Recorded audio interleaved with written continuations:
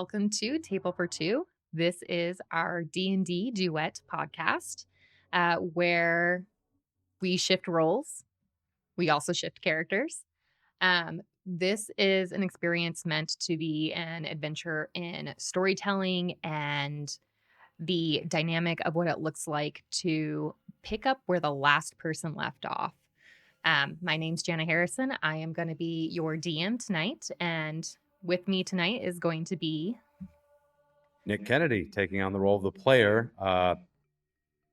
Somewhat new to me, but second time in a row. Happy to be back in this seat and excited to get back into the story. I think I'm a different character today, though. Is that correct? That is correct. Today we're going to be kicking off with good old Quinny. So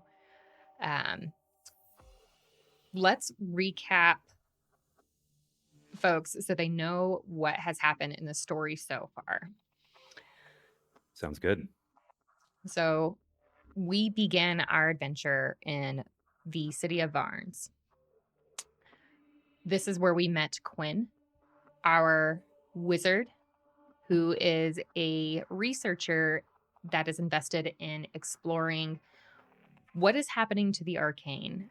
Because in the city of Varnes and the world of Untamnia, they have noticed that there has been a decline in magic. And Quinn is invested in finding what has caused this decline, as well as how to revitalize magic. As we meet Quinn, we also discover that Quinn is part of a research team at the Rutherford Academy and has been tasked with a small team to research into this decline of the arcane.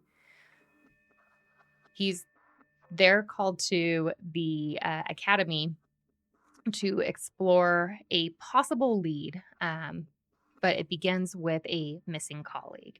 And there Quinn meets Celine Drake, an investigator who their colleague Alaric has been working with. And after Alaric's disappearance, Celine has pulled in the rest of the research team to explore that. Quinn and Celine go off and pick up where Alaric had left off, and they find a lair of secret tunnels and caves underneath a church in the Grimfire graveyard, where they happen upon a ritual by the Church of the Shepherd, or a cult. And they see there that Alaric is essentially being tortured and waterboarded in this ritual. They confront the cult and try to disrupt the ritual. And unfortunately, this results in the demise of Celine, Alaric, and potentially Quinn. Oddly enough, though, Quinn awakens, but is not Quinn, and we meet Reve. When Quinn was felled, Quinn interacted with a being of another world, another dimension, definitely of a higher power, and Quinn agreed to go into a pact with this being. After that pact, when Quinn awoke, Reve took over and left the cave with some guidance back to Quinn's apartment. And there, Reve ran into one of Quinn's colleagues and someone who would consider themselves a good friend of Quinn, though Quinn may argue this, but ran into Marin Gearsworth, an orc artificer, and having discovered that it appears that there is this new being in Quinn's body, Marin decides that they are going to essentially take Reve under their wing and try to get the bottom of why this switch or alternate individual is residing in Quinn's body.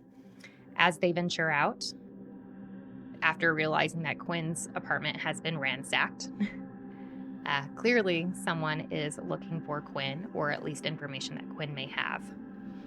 They head to Marin's apartment, where they are ambushed by the Church of the Shepherd once more. After an interaction where Reve and Marin very quickly resolve the conflict, after running into the cult member as well as a wool golem, they start heading back to the academy to speak with the headmaster, uh, to discuss what has been happening and to see if they can find some kind of answer to what is happening with Quinn and Reve. After that, we stepped away from what we'll call the physical realm, and we explored Reve's origin. We discovered that Reve, in order to come to fruition, had to journey through the mental scape or psyche of Quinn, coming upon a warped and decaying academy in Quinn's mind. Reve had to dig deeper into Quinn's psyche, finding hidden secrets, desires, fears. And after exploring that, Reve also realized that there was another altar forming in Quinn's mind and quickly dismissed this altar before they could take over or be involved further. And then explored the atrium, where Reve was able to find basically a way to escape Quinn's mind through a fractured mirror and forced their way into reality. And that is where we left Reve. So tonight, we are going to explore what has become of Quinn. And we are going to begin by going back to when Quinn was descending into darkness. This darkness is going to stretch in every direction. It's vast, unknowable, and suffocating.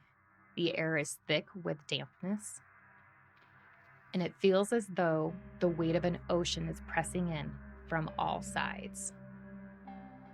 And you notice that the first sensation that you're feeling is falling, but it's a slow motion, unnatural.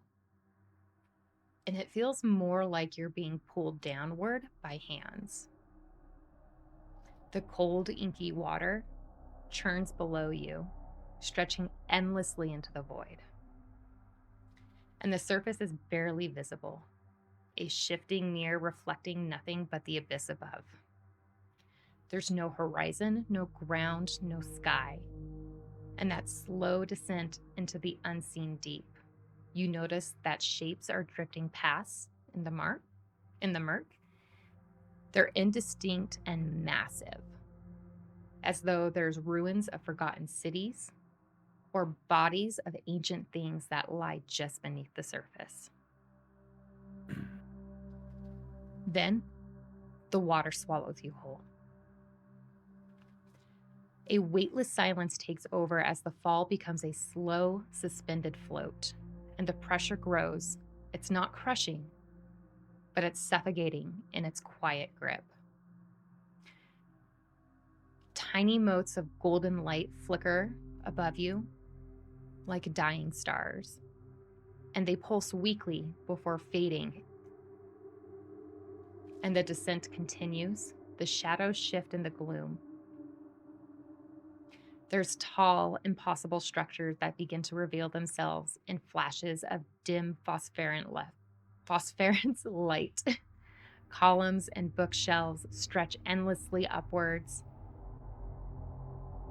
And you notice that carved from the black stone, it seems that it is dripping with black ink. And finally, your feet find purchase. You don't know how. The water still remains, but it's no longer drowning. But it clings like mist. It's filling the air. It's muffling the sounds around you. And you stand before an entrance, a massive archway, carved from obsidian and covered in symbols, looms before you. These symbols shift, flickering between the known and unknowable, as if they are choosing whether or not to be understood. Behind you, the abyss continues to call. But ahead, knowledge awaits, waiting to be remembered or forgotten.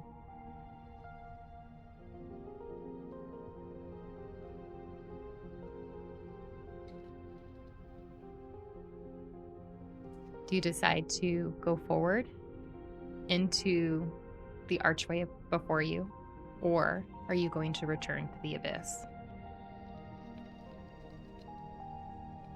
Quinn attempts to speak but covers their mouth before doing so.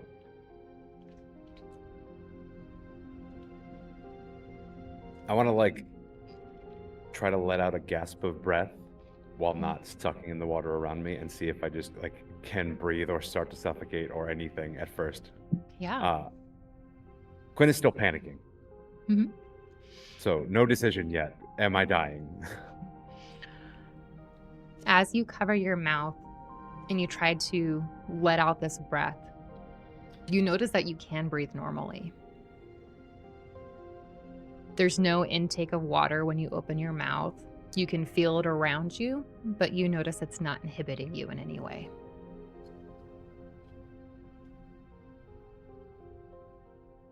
I will head towards the archway. Okay. Slowly.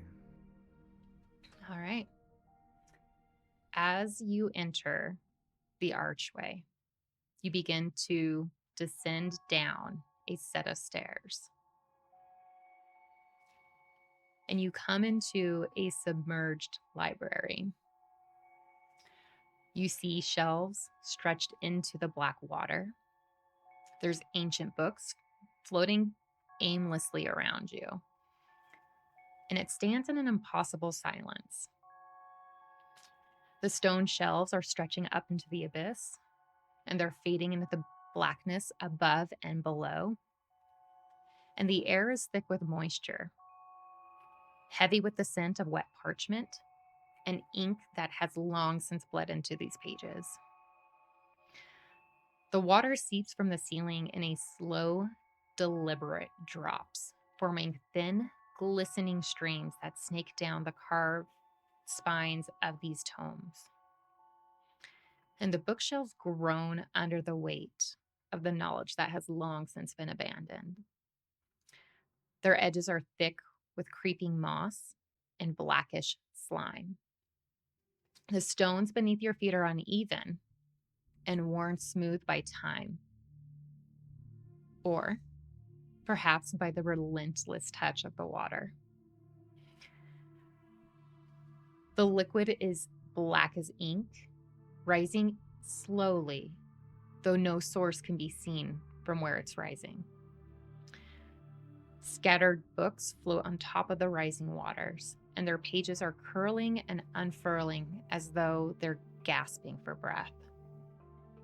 Some of these books are half open, dripping with thick rivulets of water that stain the floor and the words that vanish upon trying to read them. The water does continue to rise, and the shelves do disappear beneath the surface. And this weight of the water pulls at your limbs. It feels heavy and unnatural, as if the library is trying to drag you under, to drown you in its knowledge. Then you notice a movement. Not a shuffle of the pages or a creak of settling wood, but the wet, deliberate sound of something slithering. And from the shadows, you see a looming, barnacle-covered desk. And around it emerges. This figure is both humanoid and grotesquely wrong. It's wrapped in tattered vestments of a scholar, moving with an unnatural grace. And it seems to be shifting on a mass of tentacles where the legs should be. Its elongated fingers, ending in clawed, webbed tips, curl possessively around a dripping tome. And its face is obscured beneath a deep hood, but beneath the shadows, its mouth is clearly too wide and its jaw is too flexible. And you can tell from within something withers. And then you hear a deep, resonant voice slither through the air. It's spoken, but not entirely heard. Ah, the wayward scholar returns, a mind fractured and a story unfinished. The librarian before you does not blink, but the weight of its gaze is pressure on you. You can tell that it is assessing you as if weighing the worth of a book's binding. And one of the tentacles unfurls, extending toward a shelf and plucking a tome with precision. And the water runs down the cover of this tome, but the pages remain untouched by the rot. And it holds the book out towards you, its head tilting, with a little bit of amusement and a little bit of scrutiny. Shall we see what knowledge you've lost? Uh, I don't know what you mean. I've spent many years gathering knowledge, but sure. And I take a step forward and like extend a hand towards the book. Okay. Go ahead and give me a wisdom saving throw.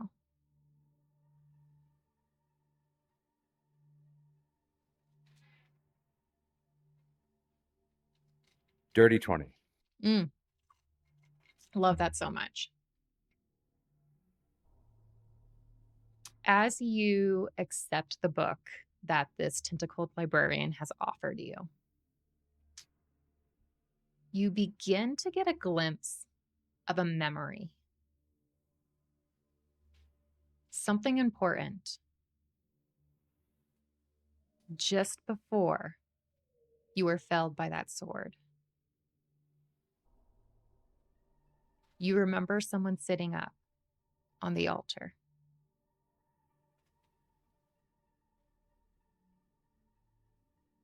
Alaric. I found him. They reawakened him? What what was that? Please, do you know? What happened to my friend, Alaric? A pact was made. One who speaks to the void. And it answered.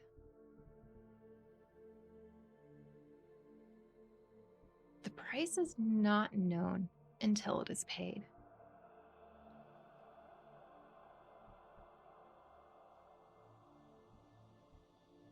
What? Who pays the price? What do you mean? Who made a pact? Go ahead and give me another wisdom save.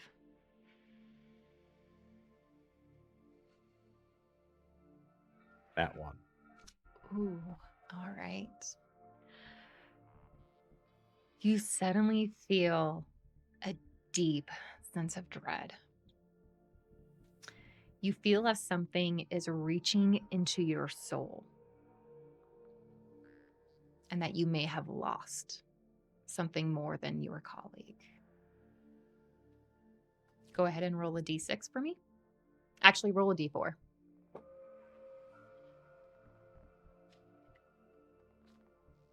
3. Go ahead and take 3 points of damage. Oof.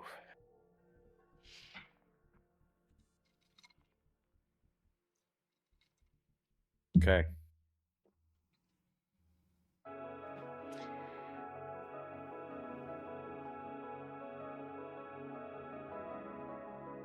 The librarian then says, "What you seek is fading. The price is not the end, but the transformation. And that final cost will be revealed in time.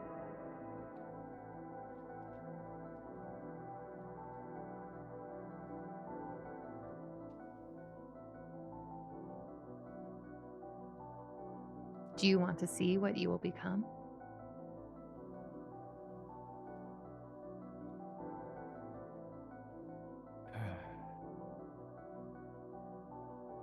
God, I'm so scared, but yes, show me.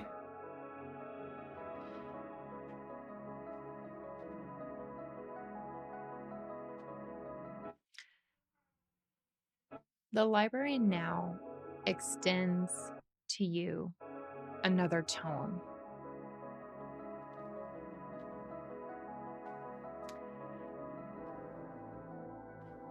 Go ahead.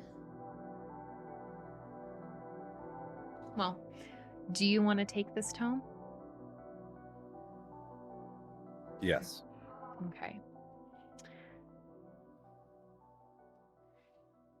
I'm going to let you decide on this, but what I would like you to do is go ahead and give me either an insight check or an intelligence check. And with the intelligence, if you want, you can use either investigation or arcana.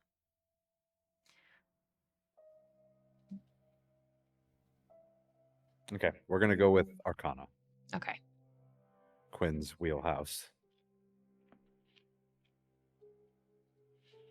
Not like it's going to help much. 9. 9. Okay.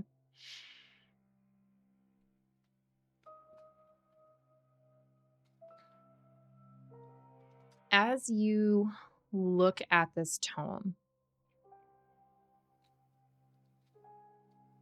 and as you take it from the librarian, you try to see if you can discern the nature of what type of knowledge it holds. And you begin getting fixated on certain pieces of information. But you realize that this is not the information you seek. And you start to doubt your own understanding of the knowledge that you have, and you become overwhelmed. You are going to be temporarily confused. So you will have disadvantage on future checks. So we're just going to keep a note of that for now.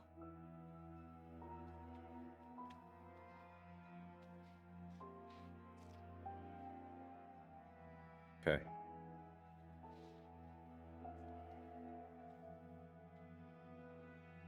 And the librarian's going to observe you, scrutinizing you a little bit more. They're not as amused as they had once been.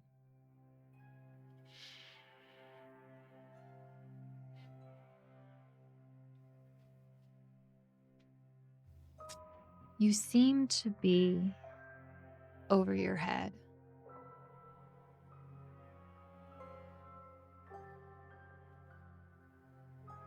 Uh, I'm almost always in over my head. That's why I rely on magic so much. It's the only way to protect myself.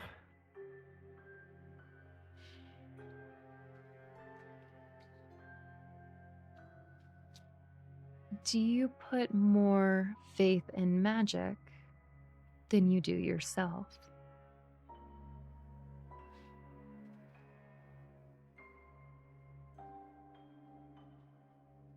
Yes,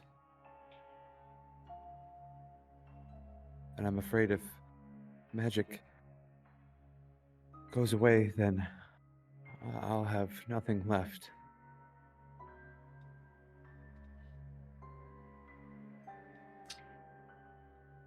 Go ahead and roll persuasion for me.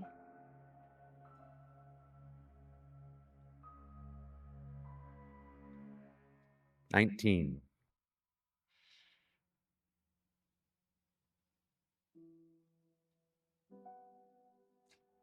I believe there is a certain catalog that may assist you.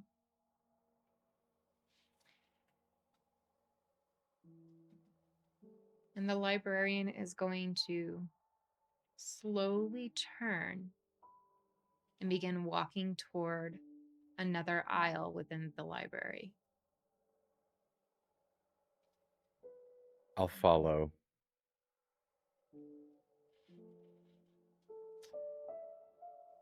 As Quinn is following the librarian again speaks.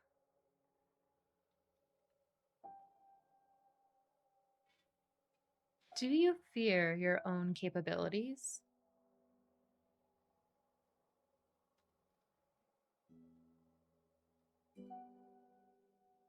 No, I fear they're not enough.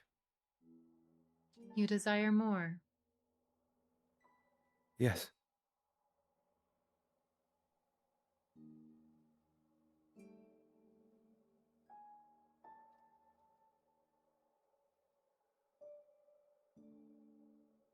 Go ahead and give me an intelligence saving throw. 21. You suddenly feel this intense mental pressure. You're able to push it away though. And you start to gain a little bit of a sense of your own identity. You realize that you do have some control within these boundaries of the current realm that you are in.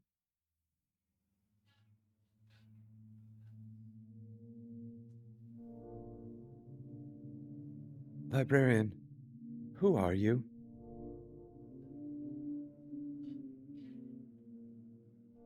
Go ahead and roll insight for me really quick.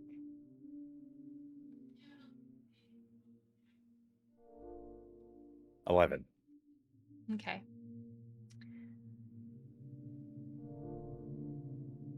The librarian turns toward you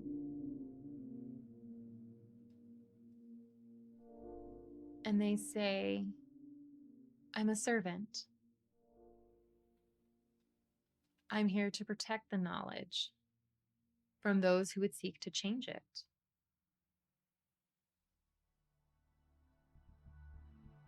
Who do you serve?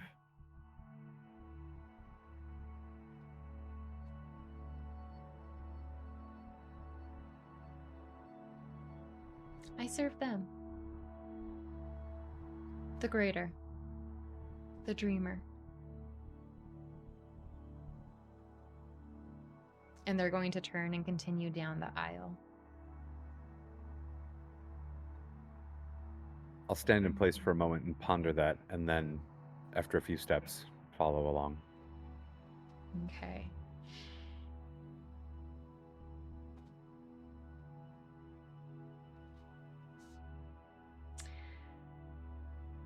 After following down, this particular aisle, you will notice that the water has continued to rise. Whereas when you first entered the library, it was just barely skimming the bottom of your feet. It's now risen to just above your ankles.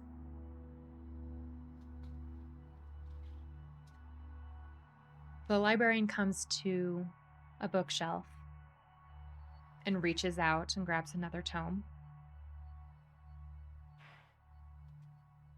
And the librarian says, "This tome contains knowledge, the answer to the question that you've been seeking, but it comes with heavy consequences.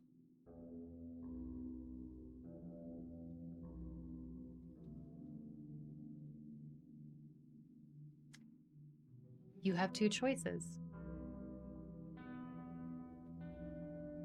You can either accept this, or you can confront that which has brought you here."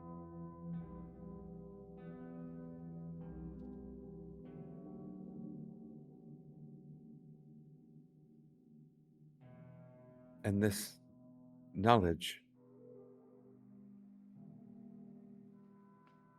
it answers my questions. It will be helpful.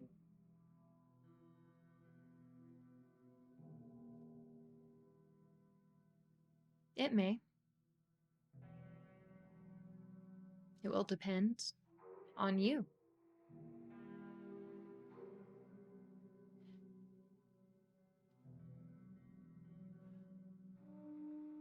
My choices are read this book or face your dreamer.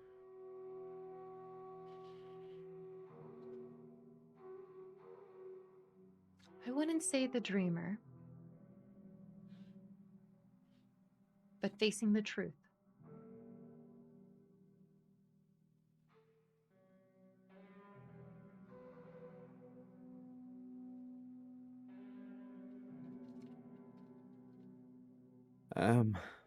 I've always found comfort in libraries and knowledge. Find it hard to believe that reading a book would cause me any great harm. Don't get me wrong, Master Librarian, I take you at your word, but text seems the safer choice. I'll take the book. All right. As you take the book, you begin to remember a voice in your descent asking about your true desire and a promise that was made, resulting in a pact.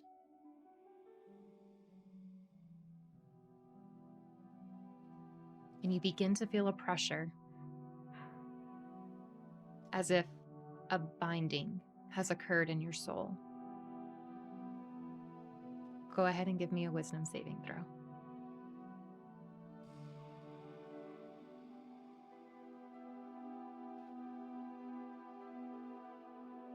"17. Okay, noted.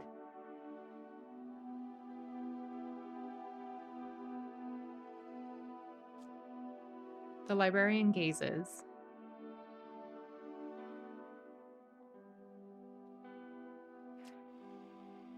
What does your knowledge tell you?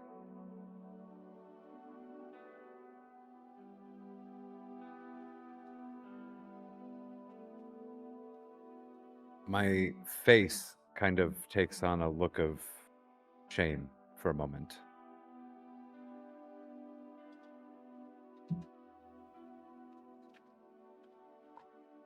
In my weakness, I fear my deepest ambitions were laid bare.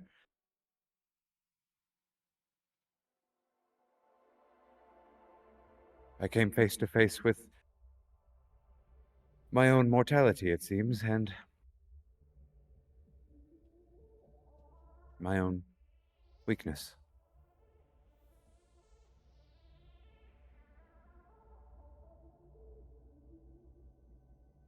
I don't just rely on magic, I crave magic.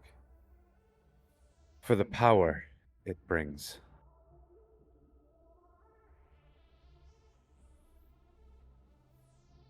I believe I met your dreamer once already, and I made the pact.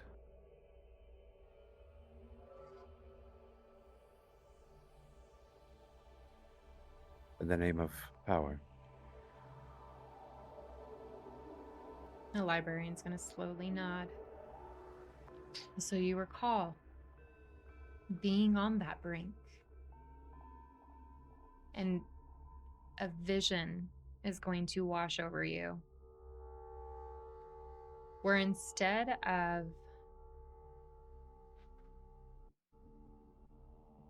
feeling the sensation of death that you had experienced, you see it and you remember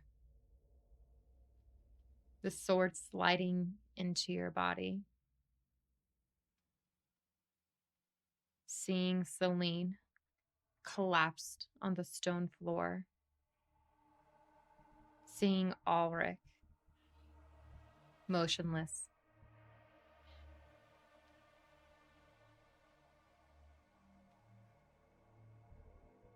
And you begin to understand the weight of the choice that you had made.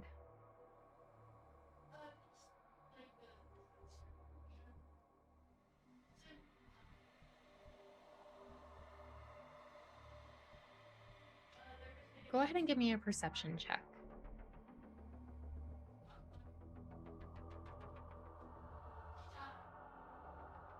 7. 7.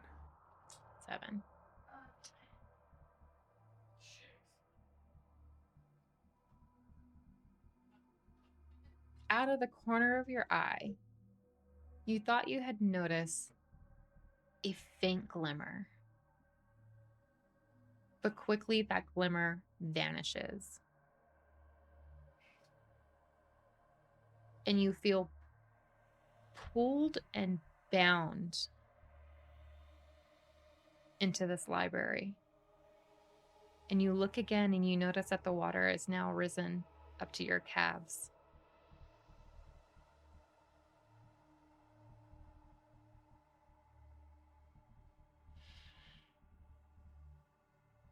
Master Librarian, what is this place?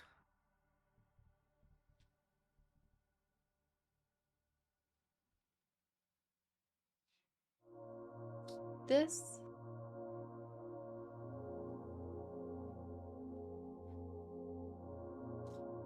is where you begin to understand your consequences. With that, I do a quick, whip around and try to, look behind me, because I get the feeling of presence all around me suddenly. And you're correct in that. You feel this presence, this pressure pushing into you, trying to control you almost. And as you come back around looking for the librarian, you see that the librarian has begun to move further down the book aisles again.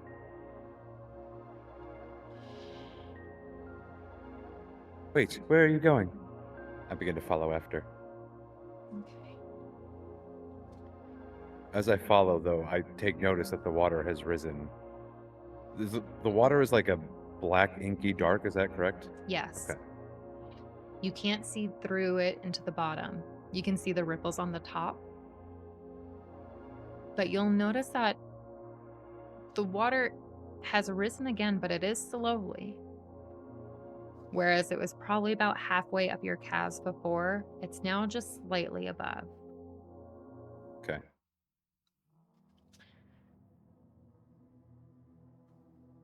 And as you follow the librarian, you do notice that they move with an unsettling fluidity. They're navigating these corridors effortlessly. And as you continue to follow, the titles of these tomes begin to blur. The names are becoming warped and unreadable. And the deeper you go, the heavier your limbs feel. Then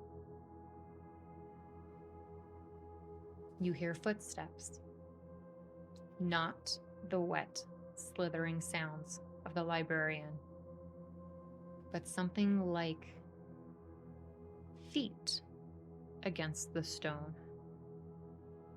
And you come into an open rotunda, dimly lit by unseen forces. And there before you stands a familiar figure.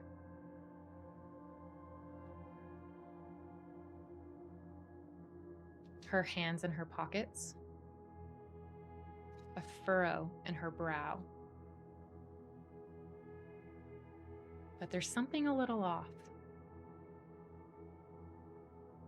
The edges of her form are slightly blurred. And her movements are just a little too smooth, as if she's walking through the water without resistance. The librarian stops at the threshold of the rotunda, watching silently before whispering. Some books do not belong on the shelf. Some haunt the aisles instead. And then the librarian leaves. Celine, is that you? I take a few steps closer, ignoring the strangeness of her movement. The water drips, slow and deliberate, from the shelves above.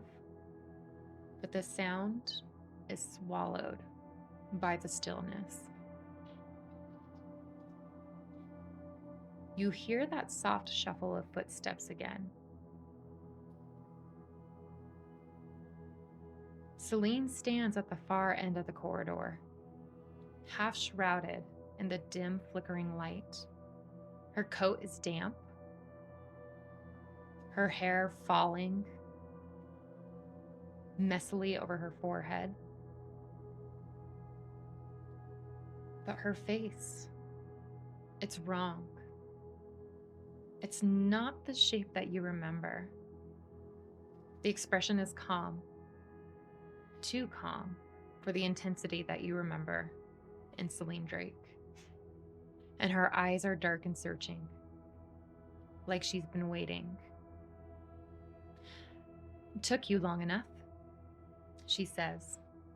Her voice is quiet, but it carries, and the weight of it settles over the space, like a closing book.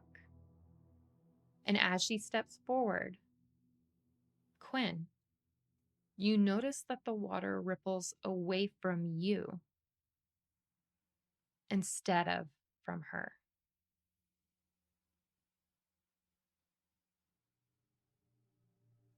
Inspector Drake, how are you here? I watched you die. What is this? I take a step back. Go ahead and give me an insight check.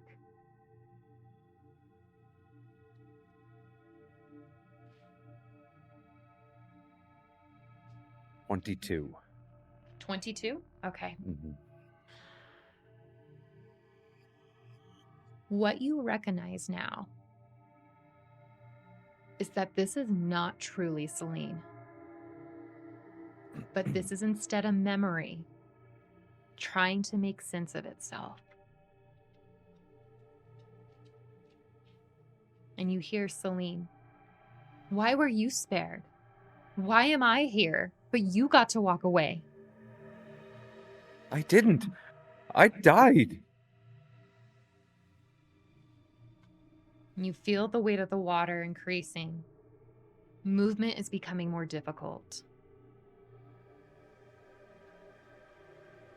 Go ahead and make a wisdom save for me.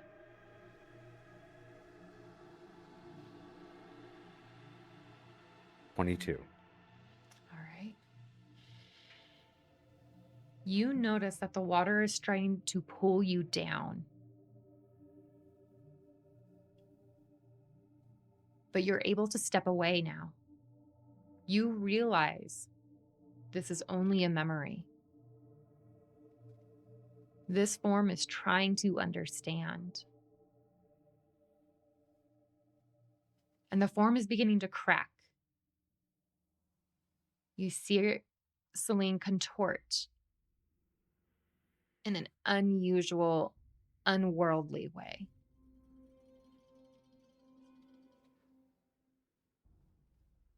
Can I tell from here? I know where the librarian went from here. You don't. Okay, they just disappeared. They just disappeared. All you can recall is that they left, you and Okay. Celine there. Is there another exit or just the way that I came into this rotunda? As you look around, you notice that everything looks the same. There's no clear defined exit. You see unending aisles of bookshelves around you, and you can't recall which one you came from. Madness. This is my madness. You're not her. And you suddenly hear, "You let me die." I didn't. I tried to save you. Go ahead and roll for initiative.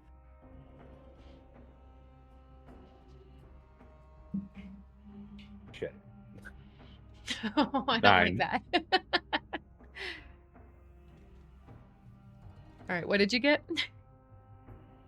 9. 9? Okay.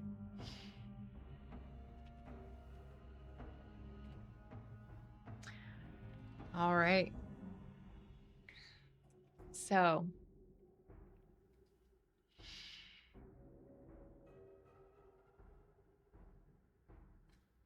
you hear Celine cry out in angst, frustrated at the form that she's become. And she begins to move toward you. Let's see here.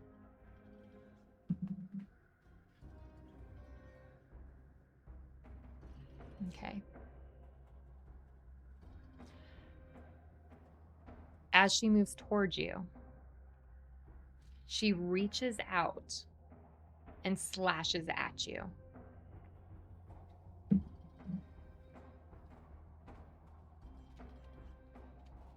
And that is going to be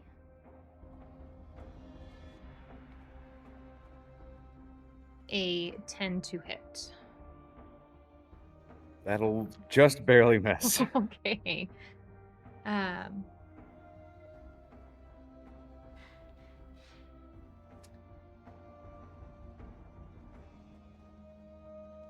And she cries as she swipes out.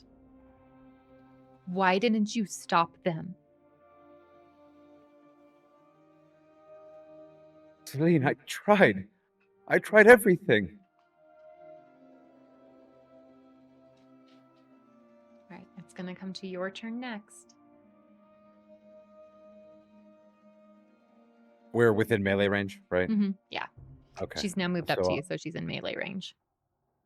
I'm not really gonna move too far out of the way, but I am going to cast Mage Armor.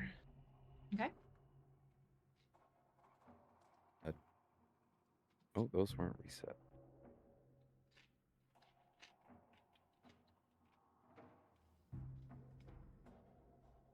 Okay, yeah, I'm gonna cast Mage Armor on myself, which will make my AC 14.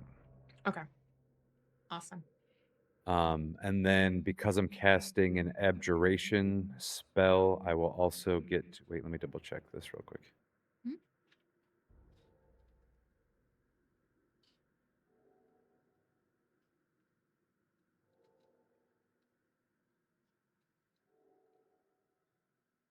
Yeah, I don't think this takes an action. Or is it? Maybe it does.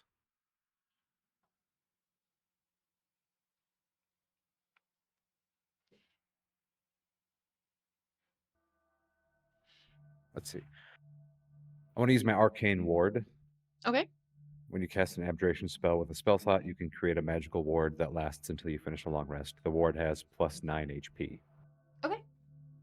And then whenever I take damage, the ward takes damage first until it Perfect. drops to 0. And then if I cast an abjuration spell again after that, I can recharge the ward. Okay.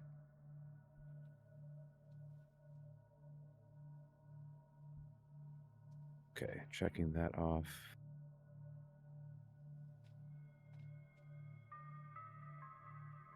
Okay. I don't think I really have any bonus actions, so that'll be it for me. Okay. And before you cast mage armor and your arcane ward, you cried out to Celine that you tried to save her. Yes. Go I'll ahead. follow up with that by just saying,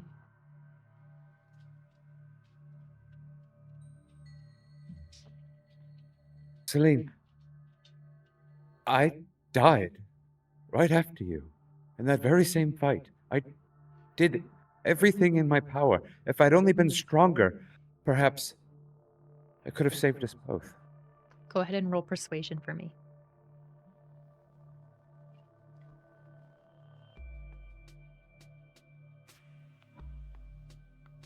Let's see.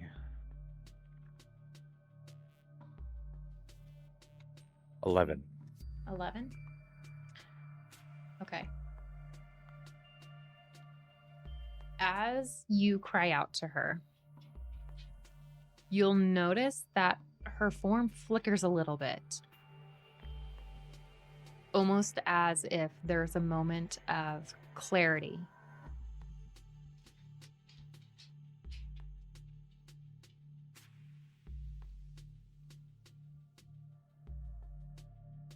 You tried to save me? What were you going to do? And all you will notice in the water around you,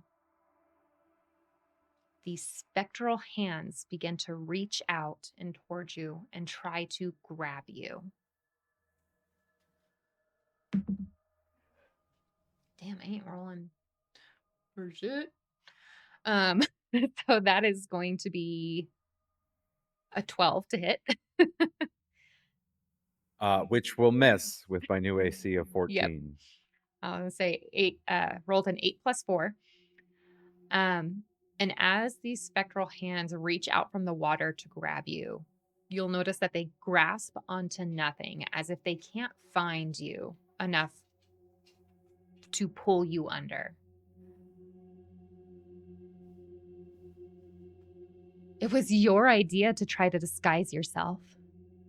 Did you really think that was going to work?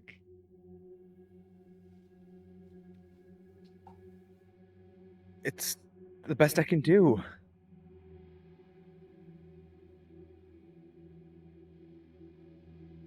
It's not an easy spell.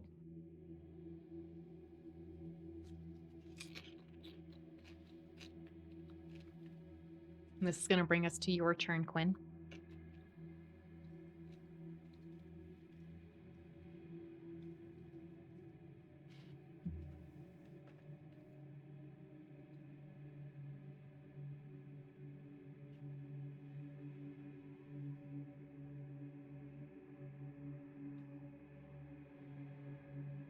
I know you're not her.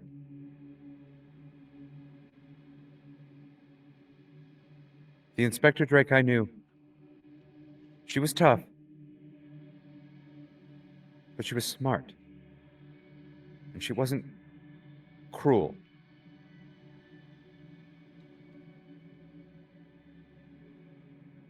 I'm cruel. This is me. I'm doing this to myself. All right. You can roll for insight or persuasion, your choice, but I want you to roll with advantage. Let's see. Insight or persuasion? We're gonna Mhm. go with insight, I suppose. And thank God for advantage, I hope. 21. Yeah, thank God for advantage. As you cry out to Celine, you see that flicker happen again. And you're starting to realize this is just the echo of the memory.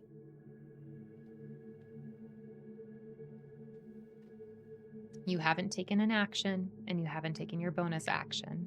Is there anything else that you would like to do?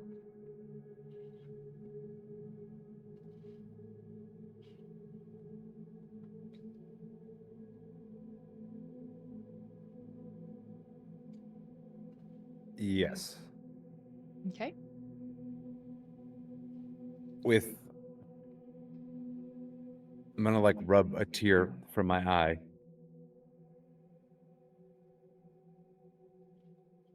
It's time for me to grow up. I'm not gonna keep doing this to myself. Go away. And I'll cast magic missile. Okay.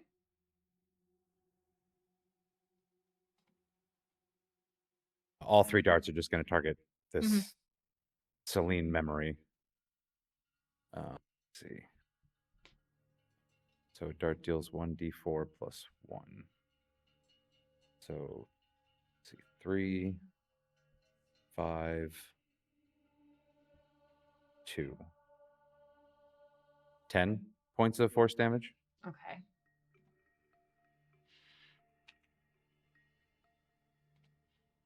All right. And as you let off the magic missile, you'll see the impact. While the form flickers, you notice that there is definitely strikes occurring, and Celine kind of with each hit.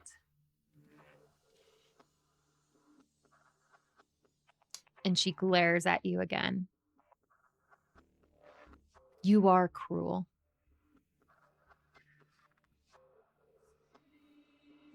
Is there anything else you'd like to do?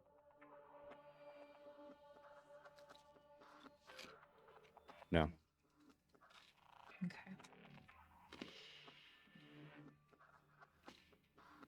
All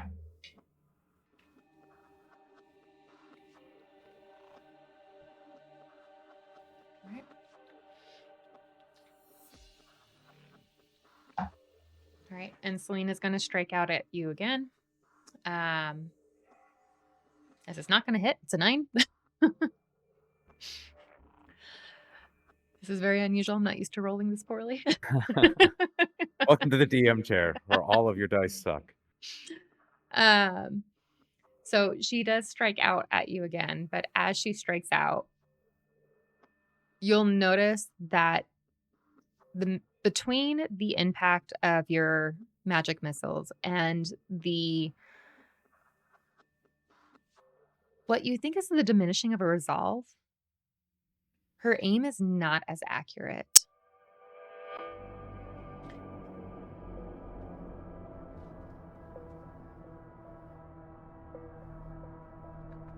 All right. And that's going to be all that Celine can do. So it's going to bring you back to your turn.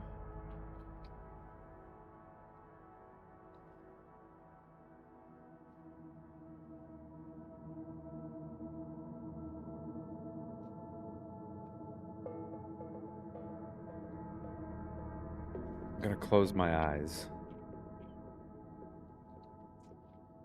and just like quietly mutter to myself,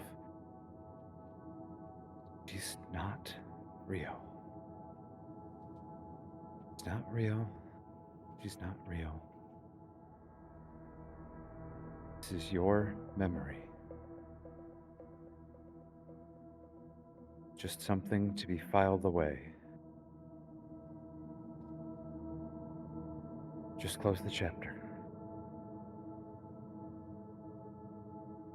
I just have to shut the book. Put it away. Then I open my eyes. See if she's still in front of me. Go ahead and roll.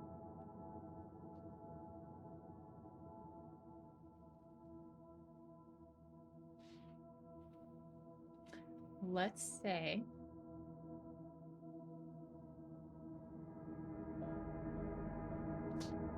persuasion, but with advantage again.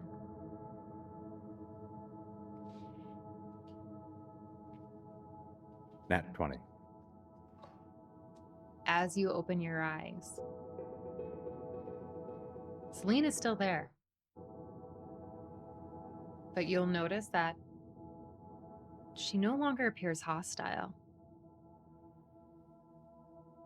And she sees you standing before her. She looks down at her hands, slowly beginning to fade. And she looks up at you.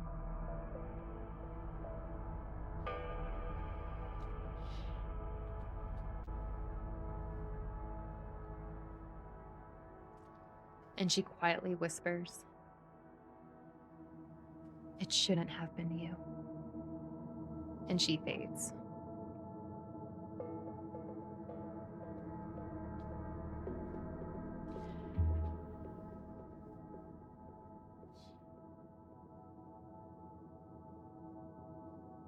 Gonna You sit down in the water for a moment.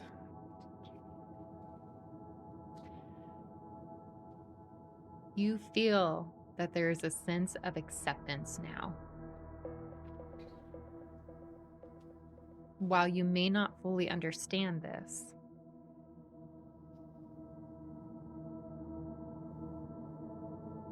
and you suddenly feel the weight of the moment crushing in on you as you sit.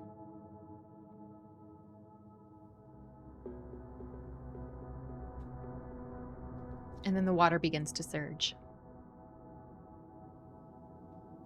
You feel the rush of cold engulf you. The flood begins swallowing the floor beneath you. And the weight of this begins to pull you down, down, down, into the undertow. And it's dragging you deeper into this abyss. The surface ripples above you, but it's too far. Your limbs are sluggish, and the pressure against your chest is tightening, squeezing the air from your lungs. The flickering candlelight that you had seen before warps into a distant, unreachable stars. And the whispers of forgotten voices turn to muffled roars beneath the waves. Your lungs are burning, your vision darkens, and then you hear a voice, deep, resonant. It curls into the edge of your mind. Breathe. You feel the water crash inward, and the darkness takes you. And then you awake. This feels familiar, almost like home. And as you open your eyes, what do you see?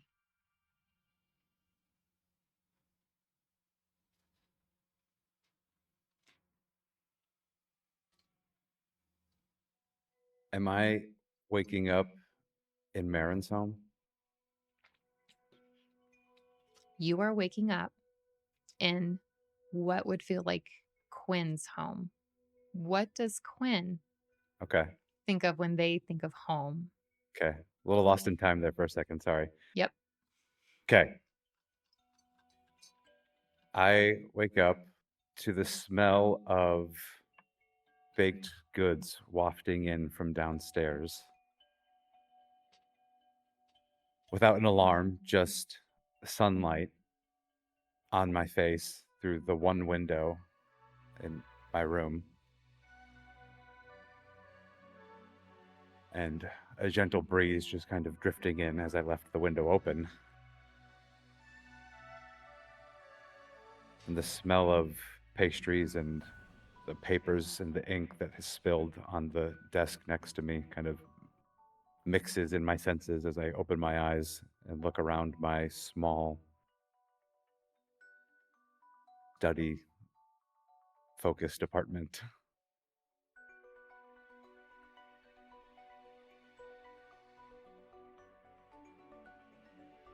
As you look around your apartment and you see the things that are familiar and bring you comfort, you notice something peculiar on your desk. I go take a closer look. What you notice is a journal with a broken lock. It appears as if something had shredded the side of the journal and damaged it. Do I recognize this journal? It feels familiar. Okay. Go ahead and roll an insight check for me.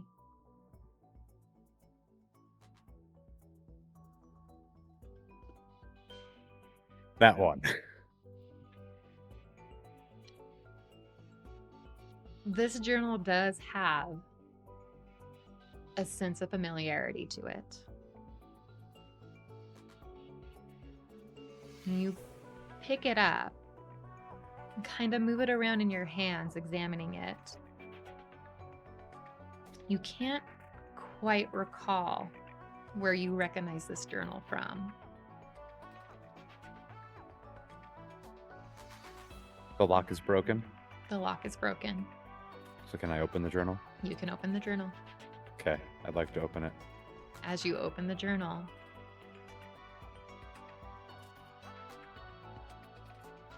you notice that pages are missing, and some of the pages are blank. And not in the typical unwritten pages blank, where you would believe that there should be information. There's nothing there. Almost as if someone had wiped the page clean.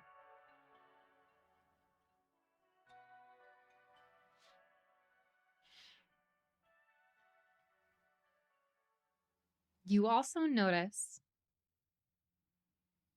that the handwriting looks vaguely familiar. Go ahead and roll insight.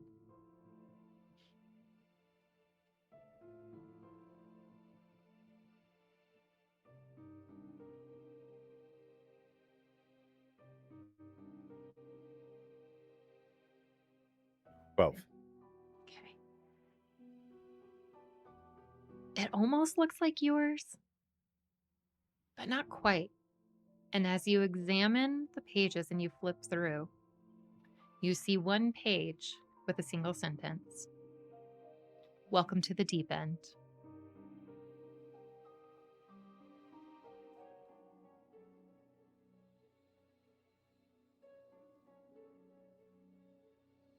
what is that supposed to mean?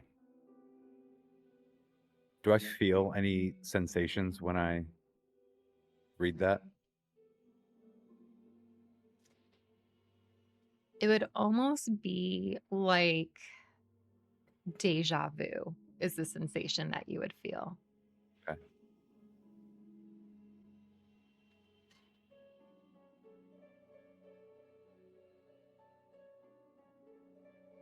Do you look around the apartment more?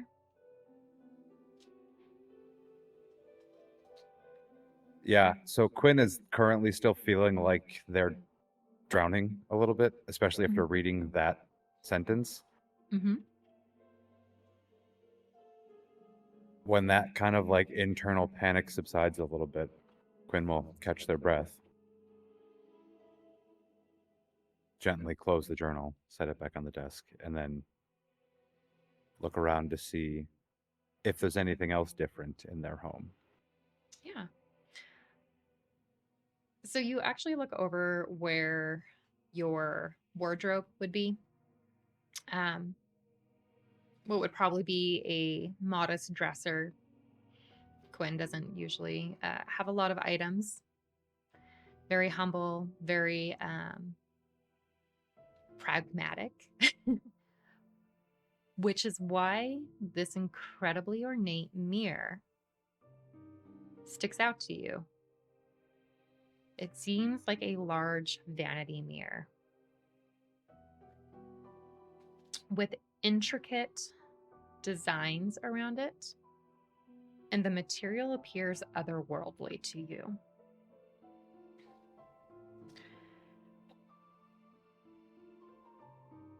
It's made of a material that you can't quite pinpoint, possibly obsidian, bone, but it's not the ivory tone of bone, but it contains that texture that you would expect to see. And as you examine it a little closer, you'll notice that the surface of mirror is fractured and splintering.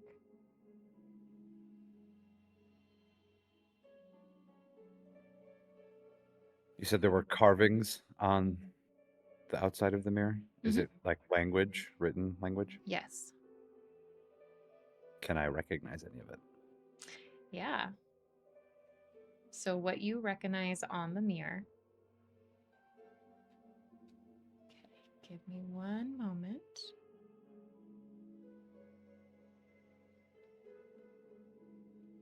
You see the words,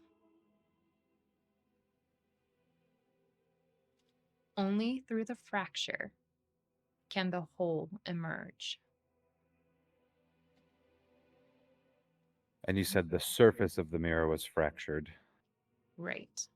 Okay. So I want to take a look in the surface and like see what my reflection looks like in Yeah. all of these fractures. Yeah. As you start to peer into the mirror, go ahead and give me an insight check.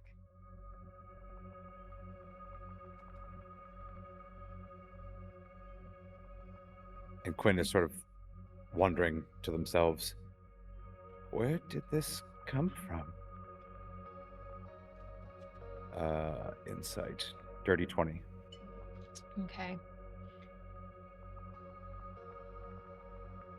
You'll notice that while fractured,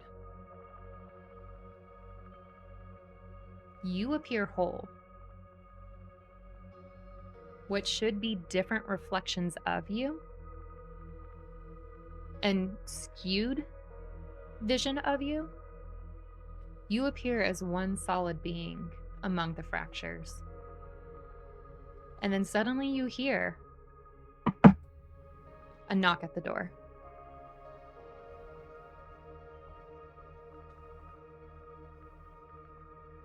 I go to the door.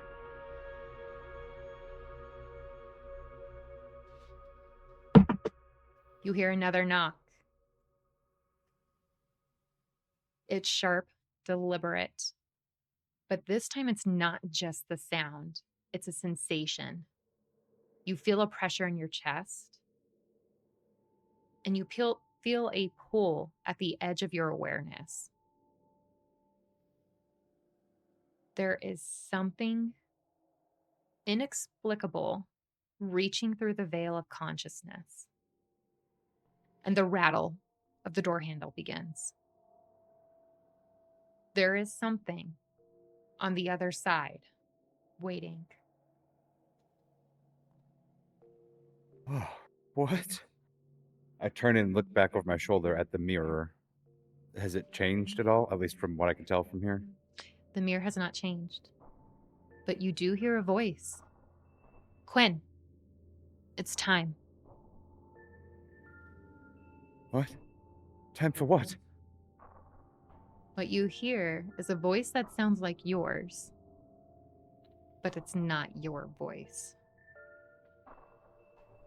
The words have an eerie duality to them.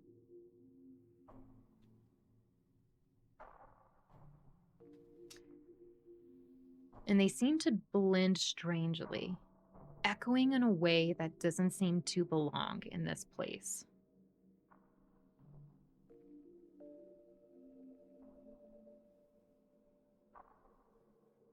I'm gonna put my hand on the doorknob and just kind of hold it in place. I'm like feeling it rattling in my hand, I imagine. I'm Mhm. just gonna like hold on to it and kind of keep the door in place for a moment. You hear another knock at the door.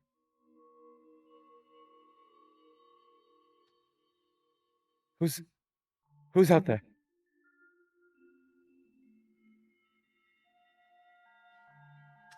Are you going to open the door?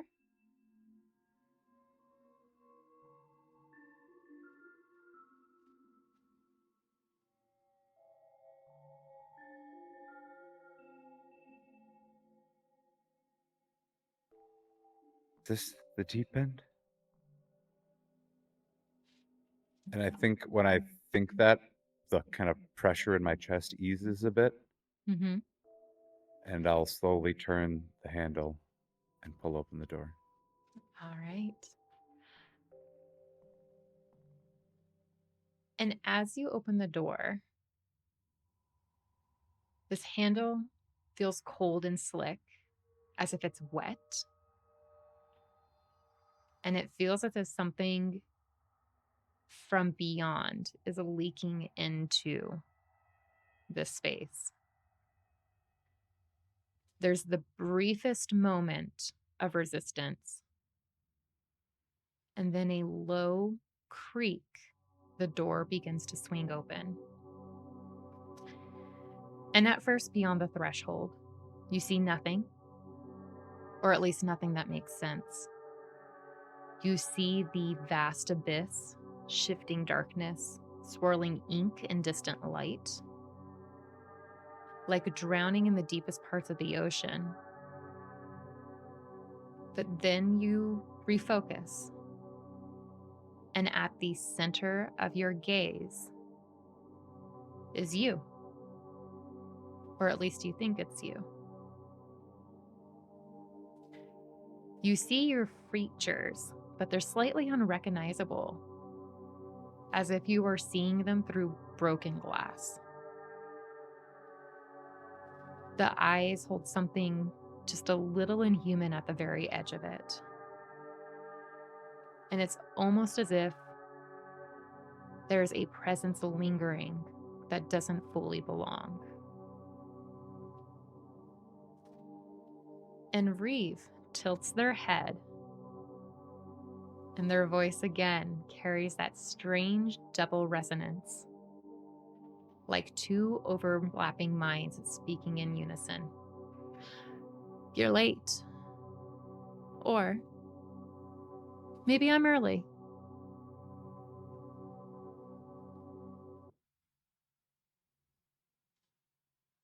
Reve is still like off in the darkness of the abyss, and I'm stood kind of at the threshold of my doorway, I imagine. Yes, you're both at the threshold of the door. Reve on one side and you on the other. Okay.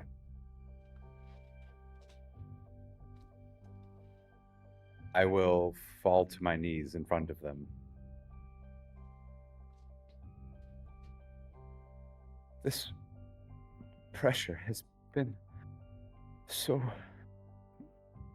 immense.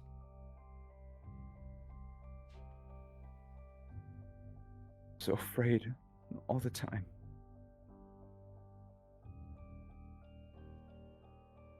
It's too much. Too heavy.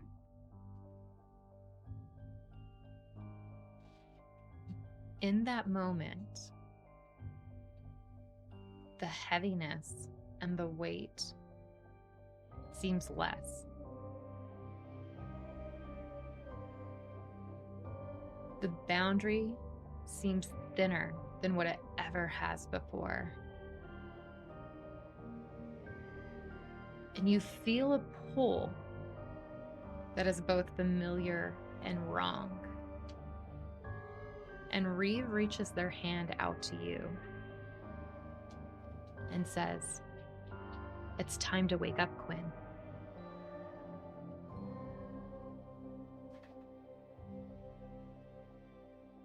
I'll reach out and take Reeve's hand. As you take Reve's hand, the darkness rushes in and swallows both of you whole.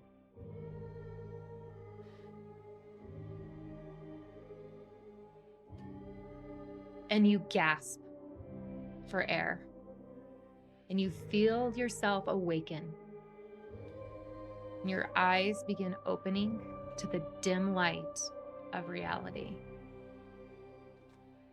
And you hear a quiet whisper, "One way or another, the veil will break." And that's where we're going to end tonight.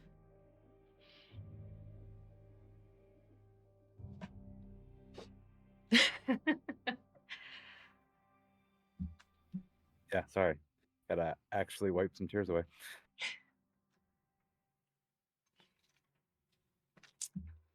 That was a heavy one. Yeah.